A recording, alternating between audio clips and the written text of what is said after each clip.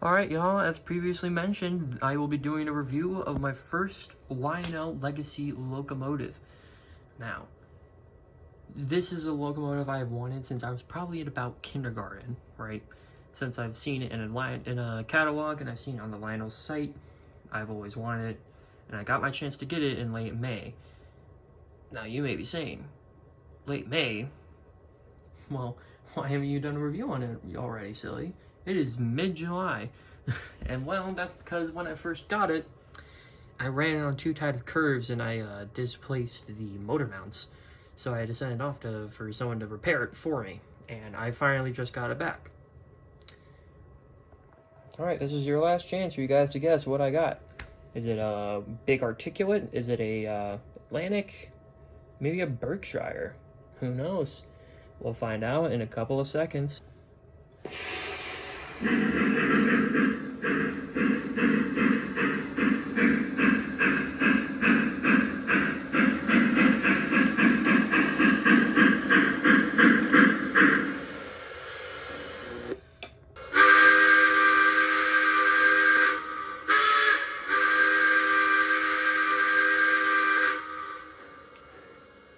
Yes, folks, what I got here is a Lionel Legacy K4 Polar Railroad number 25 from the Lionel 2011 catalog, I believe.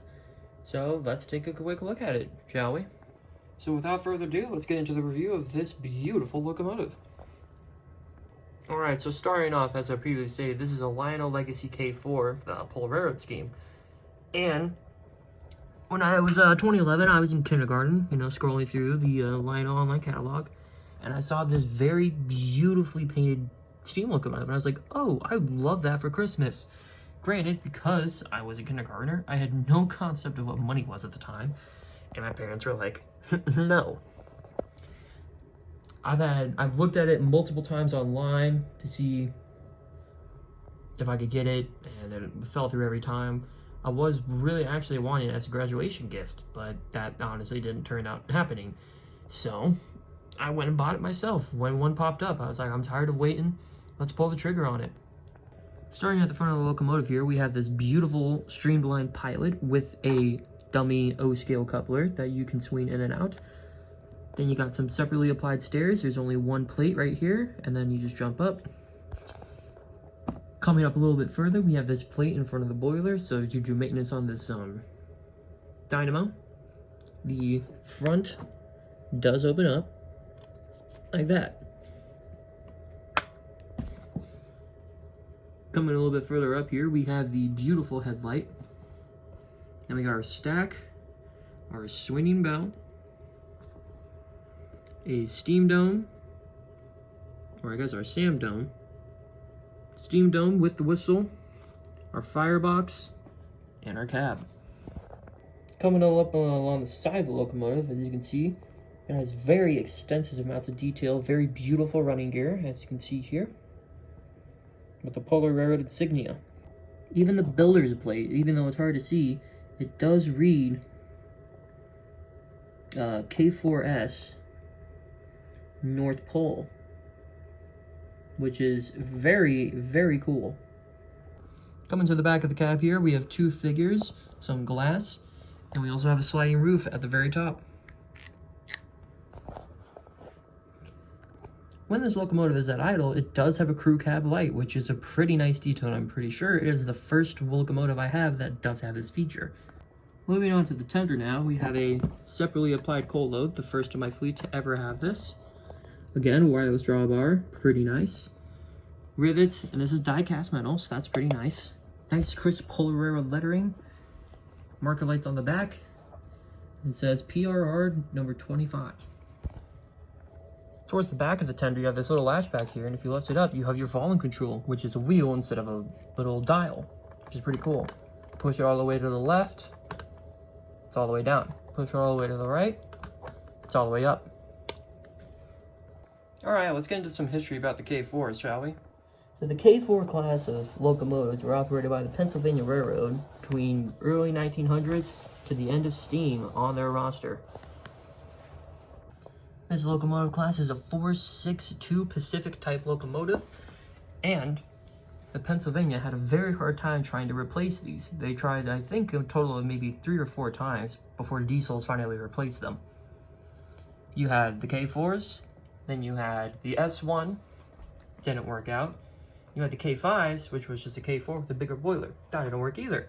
So then you tried it with the T1s, and those didn't work.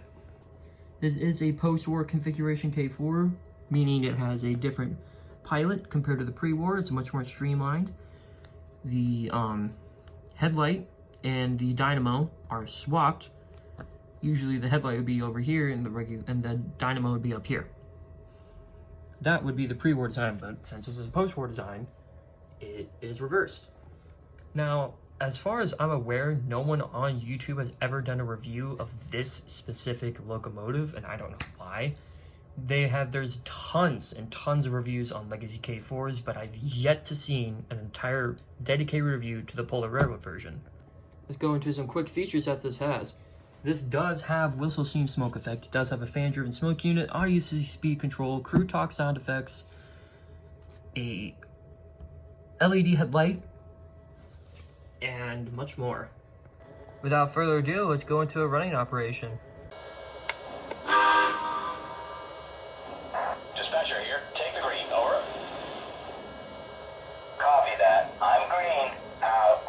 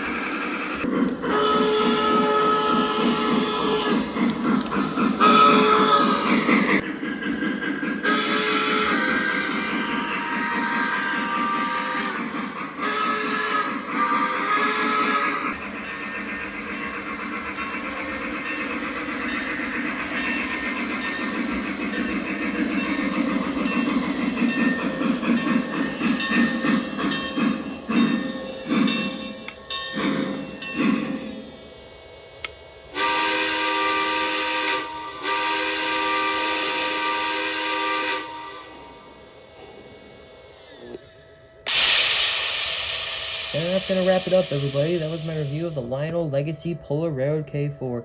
Stay tuned for more updates and more reviews. Have a good one.